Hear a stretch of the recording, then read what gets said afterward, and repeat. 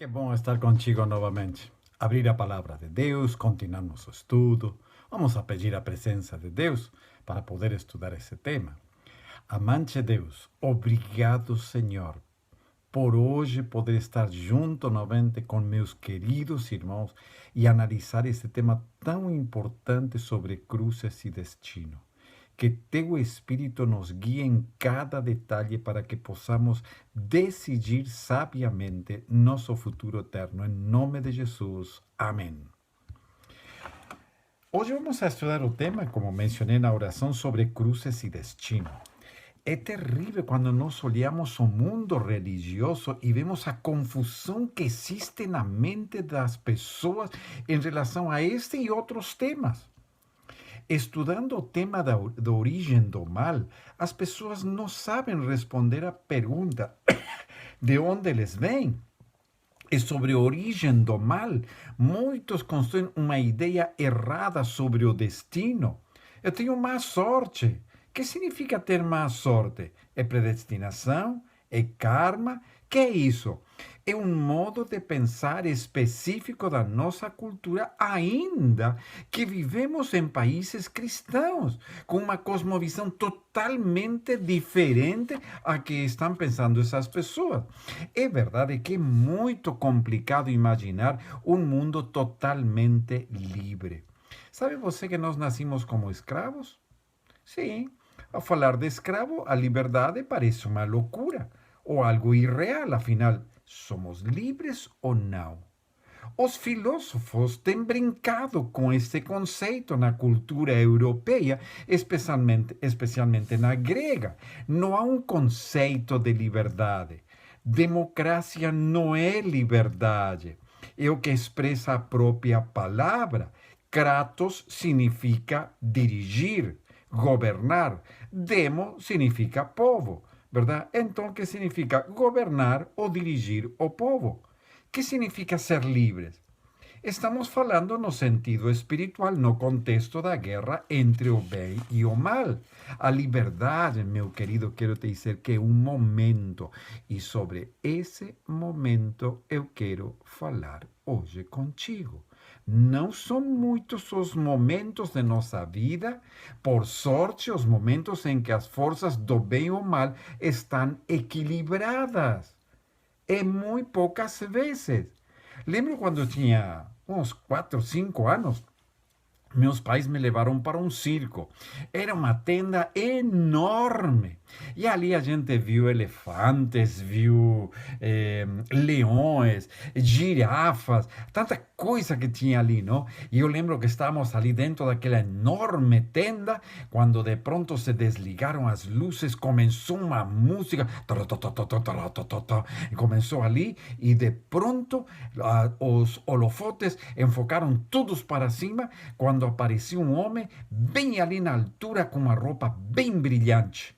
E ele tinha uma vara na mão, bem comprida. E ele começou a caminhar sobre um fio, um acero, um aço, bem fininho ali acima. E eu olhei para cima, olhei para minha mãe, para meu pai e disse, que é isso? E eles me disseram, esse é um equilibrista. Um quê? Sabe que complicado essa palavra para uma criança de 4 ou 5 anos? Um equilibrista. Na Bíblia encontramos a história de um rapaz que perdeu o equilíbrio e acabou morrendo no pátio. Lembra de Eutico? Em um momento pode acontecer no pior na tua vida. Perdes o equilíbrio e podes morrer. Por sorte, tinha um homem que estava cheio do Espírito do Senhor. Orou e voltou ele para a vida porque Deus ressuscitou ele. A palavra equilíbrio vem do latim ex, que significa igual. Libras significa peso. Peso igual, a balança está ali junta.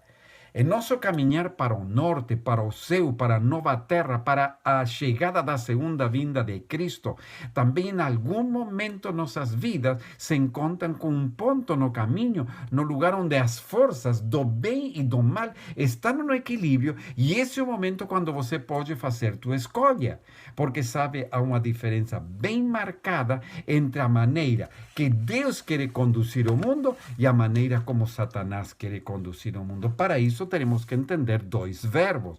Um desses verbos é habitar, outro verbo é possuir. E você sabe que há uma grande diferença entre habitar e possuir. Deus quer habitar dentro de ti. Ele quer morar contigo. Mas Satanás quer possuir você, que é muito diferente. Ele quer possuir e fazer de você a pior coisa que você pode imaginar. Ele quer destruir tua vida, quer destruir teu matrimônio, quer destruir teus filhos, quer destruir teu trabalho, teu futuro, quer destruir tua saúde, ele quer destruir absolutamente todo na tua vida. Então, o Senhor, Ele trabalha para que tua vida, em algum momento, fique em equilíbrio e você possa tomar uma decisão sábia. Geralmente, nós nascemos baixo o controle de outro e isso é terrível. Ser escravo e não saber que nós somos escravos, ser escravo e não perceber que somos escravos, não temos nenhuma chance de nos libertar. Mas quando você percebe que você é escravo, você ao menos tem a possibilidade de dizer, ok, eu vou fazer tudo da minha parte para ser um homem livre. E em sua misericórdia, Deus nos convida a ir para Ele para sermos livres. Deus não possui as pessoas.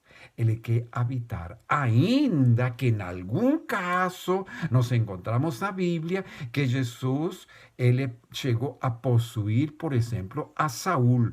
E ele possuiu a ele até quando? Até que Davi conseguiu escapar e ficar em segurança. Mas esse não é o plano que Deus quer para nós. Deus não gosta de trabalhar dessa maneira. Ele quer que você seja livre porque as forças se equilibram e você escolheu sabiamente. Lembra o caso dos endemoninhados? Que gritaram para Jesus que ele fosse embora. Não eram eles os que gritavam, era Satanás que estava gritando dentro deles, os demônios, vai daqui, vai embora.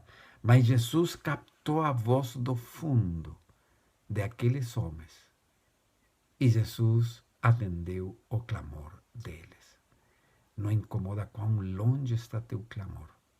Deus quer atender teu clamor ali do fundo do teu coração. Abra a tua Bíblia agora, ali onde você está, e lê comigo. Você pode sublinhar esses textos bíblicos que são simplesmente fantásticos no livro de Lucas, no capítulo 23.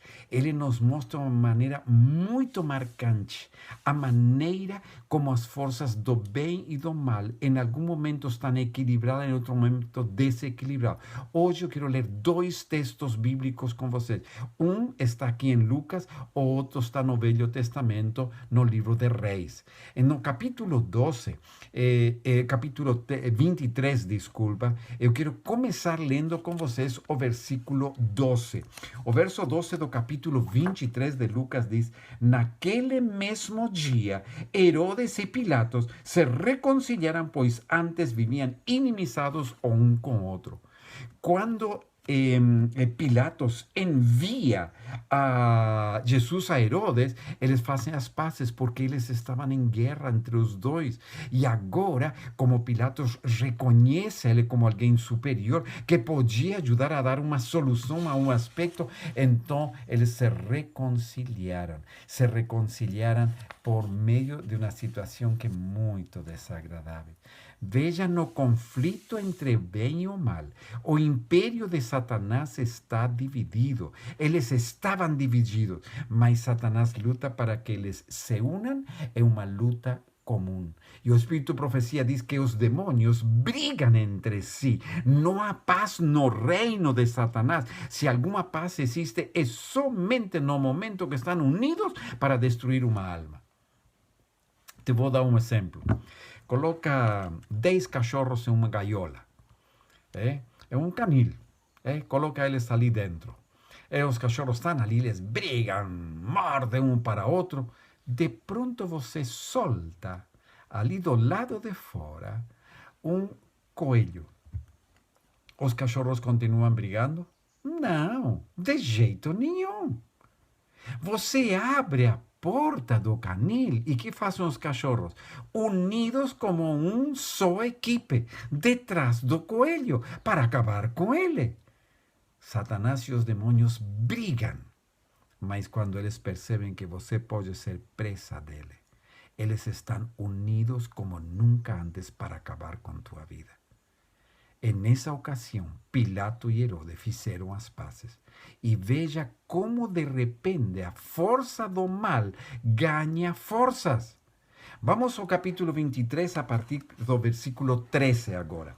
Então, reunindo Pilato os principais sacerdotes e as autoridades do povo, disse-lhes: apresentaste-me este homem como agitador do povo, mas tenho interrogado na vossa presença, nada verifiquei contra ele dos crimes que me acusaste. Ele estava livre para dar uma sentença porque o homem era inocente. Vamos avançar um pouco mais?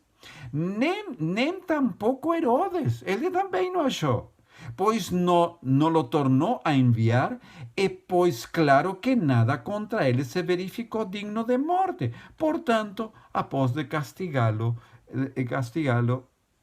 então ele o vai soltar.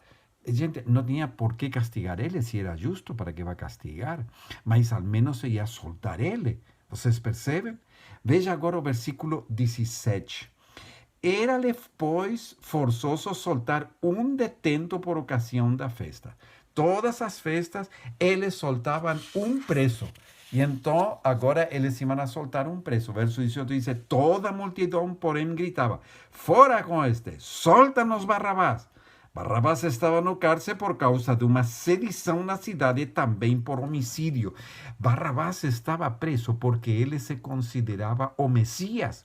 E ele armou uma revolta, juntou um grupo de pessoas. Ele ia contra o governo romano e era um perigo para o governo. E por esse motivo ele estava preso. E agora eles pedem aquele que se chamava Messias, que todos sabiam que era falso, mas eles pediam a ele. E então, versículo 20 diz: desejando Pilato soltar a Jesus, insistiu ainda. Eles, porém, mais gritavam: crucifica-o, crucifica-o.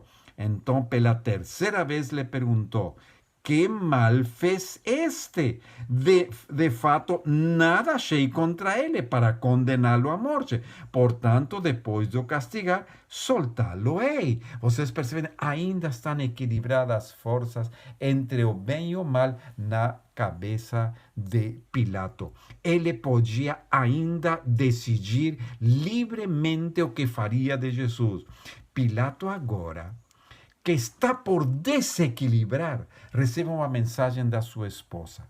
Ela se encontra em Mateus 27, 19, que eu não vou ler com vocês agora, mas ele recebe uma mensagem de sua esposa que ela teve um sonho essa noite, e ela levanta e ela escreve para o seu marido: não te envolvas com este justo, porque hoje em sonho sofri muito por seu respeito. Ela teve um sonho da volta de Jesus Cristo, do julgamento de Cristo, e ela viu que era um homem justo, que estava atuando injustamente, e tinha medo que seu marido se envolva com ele.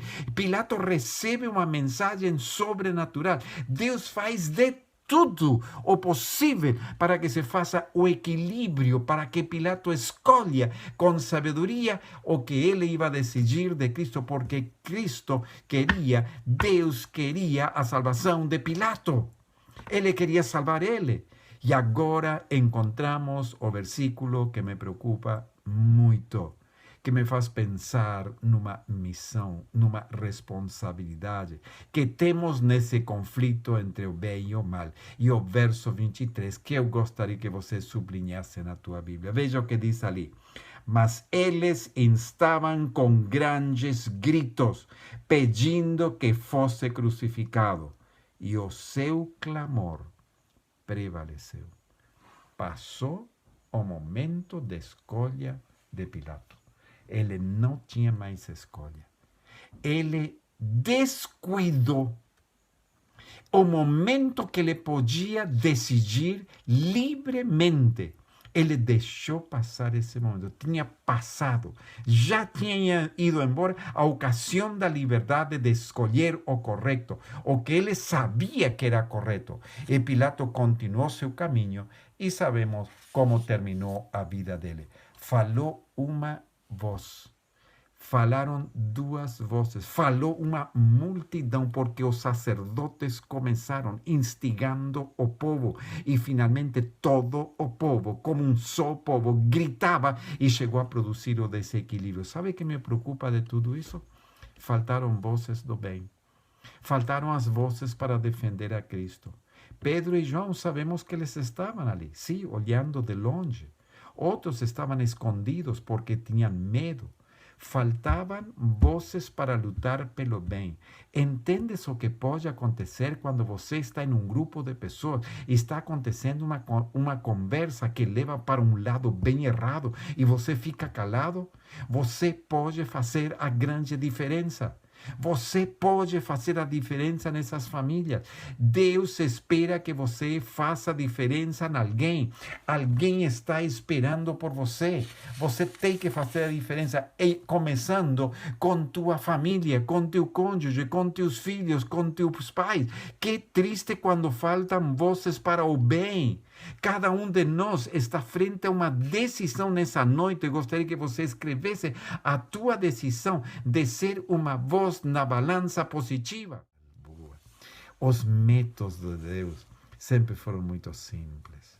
Os métodos de Deus são sencillos. Ele não vem com métodos complicados. É bem claro, é simples e sencillo. São momentos em nossa vida pontuais.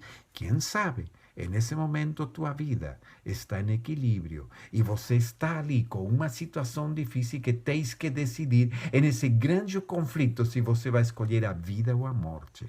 Pode ser que nesse momento Deus te está pedindo que tu escolhas entre continuar desse jeito como estás, em relacionamento com teu cônjuge, com uma pessoa de fora, com um namoro que não corresponde, que não é para ti. Quizás estás pensando em enganar alguém, quizás estás pensando em continuar comendo de qualquer jeito, quando Deus te dá uma alimentação simples, sencilla, voltar ao regime do Éden, e você está levando tua família toda com doença, uma doença atrás da outra, e não queres mudar. Deus te dá um regime bem simples. Quizás você está com problemas econômicos e não queres dar o dízimo, e não queres dar a oferta correspondente a um segundo dízimo ao Senhor. Como vou dar tanto? E o Senhor diz uma coisa simples, filho, e minha bênção vai cair sobre tua casa.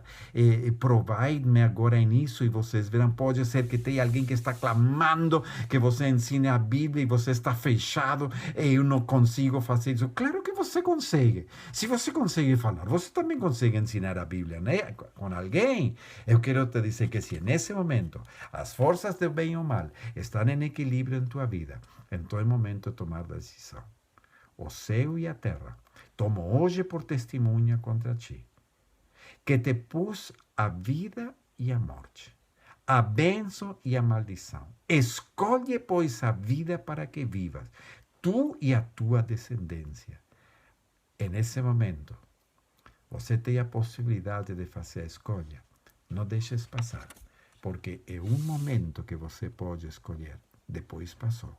Depois as vozes de mal não te permitem retornar. Então agora, se você sente o equilíbrio, decide agora essa coisinha que você precisa mudar na tua vida para deixar de ser escravo de Satanás e seguir ao Senhor Jesus Cristo de todo o coração. Que Deus te ajude para escolher o caminho para a nova terra, que é um caminho estreito, com margens bem definidas, com bordas bem marcadas, que é o caminho para o céu. Que Deus te abençoe em tua escolha nesse momento. Amém.